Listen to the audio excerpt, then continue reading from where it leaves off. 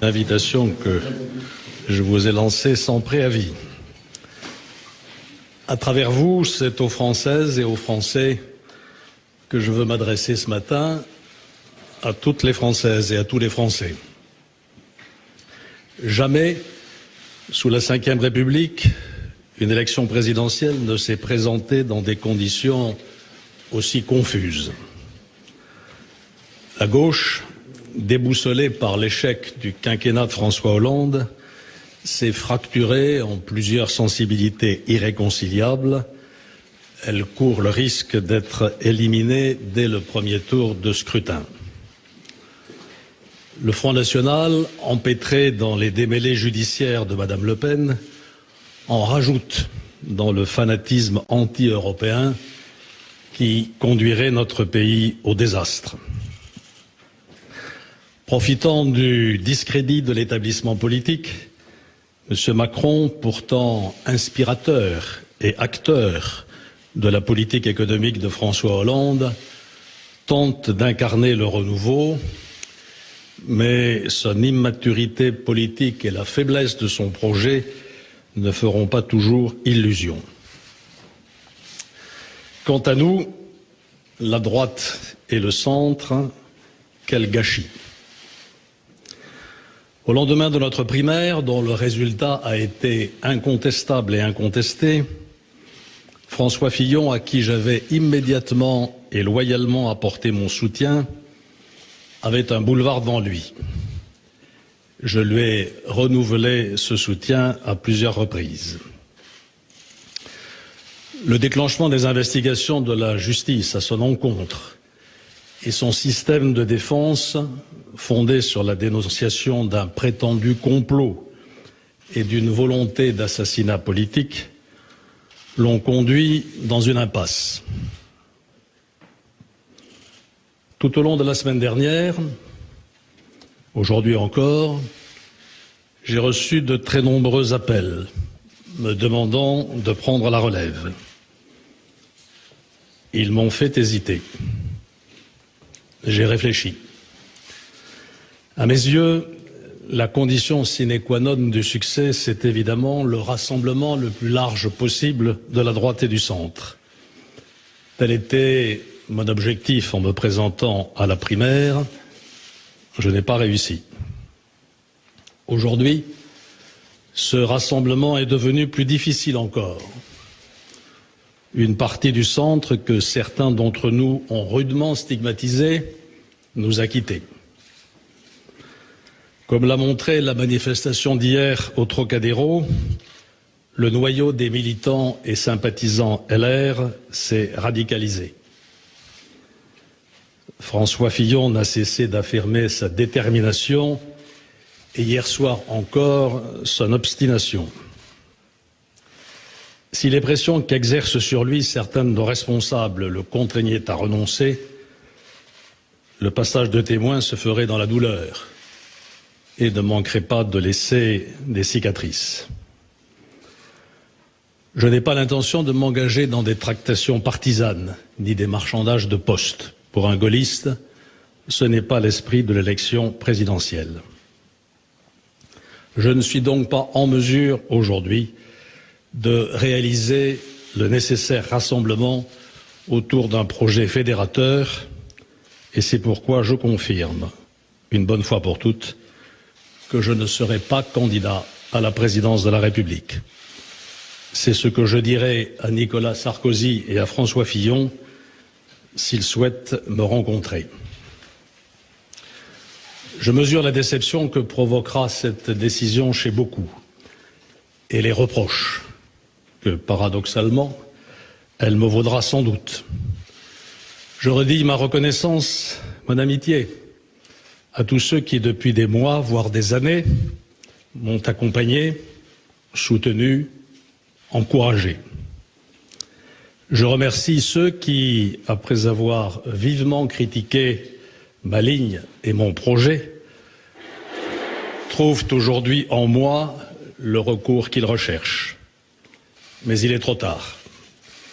J'ajoute deux arguments qui me tiennent à cœur Les Français veulent un profond renouvellement de leurs dirigeants politiques et à l'évidence, je n'incarne pas ce renouvellement.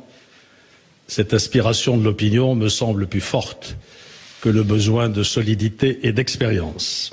Et deuxièmement, les récentes péripéties ont encore accru l'exigence d'exemplarité anti-français vis-à-vis de leurs femmes et de leurs hommes politiques. Et ici encore, je ne peux répondre pleinement à cette exigence, même si la justice qui m'a condamné m'a exonéré de tout enrichissement personnel. Je ne veux pas livrer mon honneur et la paix de ma famille en pâture aux démolisseurs de réputation. Je le répète, pour moi, il est trop tard. Il n'est évidemment pas trop tard pour la France. Il n'est jamais trop tard pour la France. Notre pays est malade, rétif aux réformes qu'il sait nécessaires, en colère contre ses élites politiques, mais sensible aux promesses démagogiques.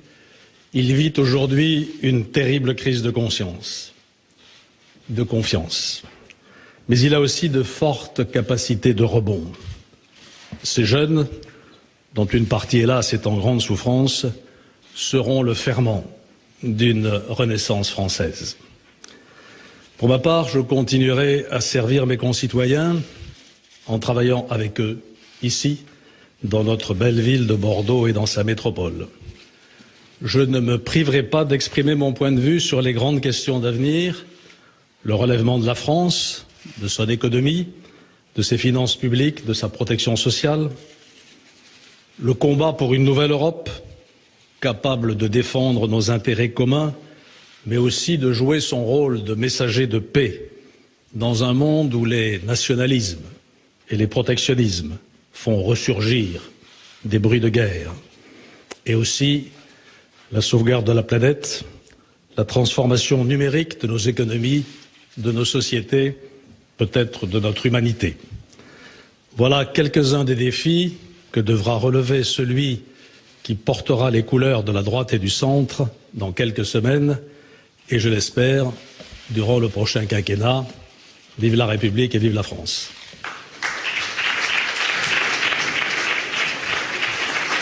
Et il ne l'a pas dit, mais on comprend qu'il lui souhaite bon courage à ce candidat de la droite, Routel Krief. Alain Juppé ne sera pas le capitaine d'une droite à la dérive. Alors Alain Juppé avait été effectivement sollicité, il avait laissé entendre qu'il réfléchissait à la possibilité de revenir. Il y a un grand nombre de personnes qui n'avaient pas voté pour Juppé à la primaire qui l'ont appelé à la rescousse. Il a parlé avec Nicolas Sarkozy samedi après-midi et il a peut-être pensé que Nicolas Sarkozy le soutiendrait pour ce retour. La réunion d'hier au Trocadéro et notamment la présence de François Baroin, de Luc Châtel, de Christian Jacob, qui sont des proches de Nicolas Sarkozy, qui étaient aux côtés de François Fillon, la détermination de François Fillon, son discours aussi, ses réponses à nos confrères de France 2 hier soir disant qu'il tiendrait, et puis la présence d'un grand nombre de militants très fortement qui étaient autant là peut-être pour soutenir François Fillon que pour rejeter Alain Juppé, que pour dire non à Alain Juppé, l'ont fait basculer hier soir très rapidement, pensant que dans le fond il n'aurait pas suffisamment de soutien et que sa campagne serait un nouveau chemin de croix différent. Il l'a évoqué d'ailleurs assez clairement. Il explique l'exemplarité. En gros, il a été condamné pour un emploi fictif. Bien sûr, ça a été condamné. Il a été, il a purgé sa condamnation, mais il le sait et il a raison. Un certain nombre de personnes auraient ressorti ce reproche. Le renouvellement, il n'était pas au rendez-vous du renouvellement. Il le dit sincèrement. Donc, au lieu de faire une campagne qui aurait été extrêmement difficile et évidemment pas du tout certaine d'être couronnée de victoire, il renonce et il laisse aussi à sa famille un peu un champ de ruines et il le dénonce. Il dénonce la radicalisation de François Fillon, la radicalisation des militants les Républicains et d'une certaine façon, il reproche un peu à tout le monde de ne pas avoir pris ses responsabilités et de ne pas avoir réagi plus tôt. Donc voilà, c'est maintenant débrouillez-vous sans moi. Oui, il a des mots très durs. Il parle de gâchis, on est dans l'impasse, le noyau LR qui s'est radicalisé. Et effectivement, ça s'arrête là. Il dit qu'il ne sera pas candidat. Point. Il ne dit pas qu'il soutiendra François Fillon malgré tout. Il ne propose rien d'autre. Il dit juste effectivement bon courage et puis tant pis, c'est trop tard pour moi. Oui, et encore bon courage, je l'ai pas exactement entendu, c'était un discours assez lugubre, c'était le deuxième... Amer, très amer. Le deuxième discours d'adieu d'Alain Juppé à la vie politique nationale. On sent que c'est un homme blessé dans son orgueil. Je vous le disais tout à l'heure, les chefs de la droite, depuis hier soir, s'inquiétaient d'avance de cette déclaration parce qu'ils connaissent le tempérament d'Alain Juppé et qu'ils n'avaient pas décelé dans ses discours, dans ses propos et dans ceux de son entourage depuis quelques jours les signes avant-coureurs d'une modification de son état d'esprit qui aurait pu le conduire à dire eh bien oui, la situation est très difficile, quasiment désespérée et je sais bien que beaucoup d'arrière-pensées demeurent, mais je suis peut-être le seul qui est en situation. Alain Juppé a vécu très amèrement la campagne de la primaire. Il en a dit quelques mots tout à l'heure quand il a presque ricané sur ceux qui avaient combattu son projet. Rappelez-vous ce qu'on a entendu sur l'identité heureuse, mais aussi sur les autres aspects de son projet et ceux qui, après l'avoir tellement critiqué, aujourd'hui viendraient l'appeler au secours. Effectivement, c'est une attitude assez digne, on peut quand même lui rendre ça, mais pleine d'orgueil et pleine d'orgueil blessé. Au fond, Alain Juppé n'a pas envie de se sacrifier dans cette campagne. Il considère de toute évidence qu'il a peu de responsabilité, lui, dans la crise que traverse, sinon le pays, en tout cas son camp politique. Et donc, il n'a pas l'intention, dans les conditions d'extrême confusion qu'il a décrites, il n'a pas l'intention d'aller se sacrifier pour la droite. Au fond, on sait que Alain Juppé avait peut-être envie d'être supplié. Je dirais qu'il n'a pas envie d'être supplicié dans cette campagne qui s'annonce.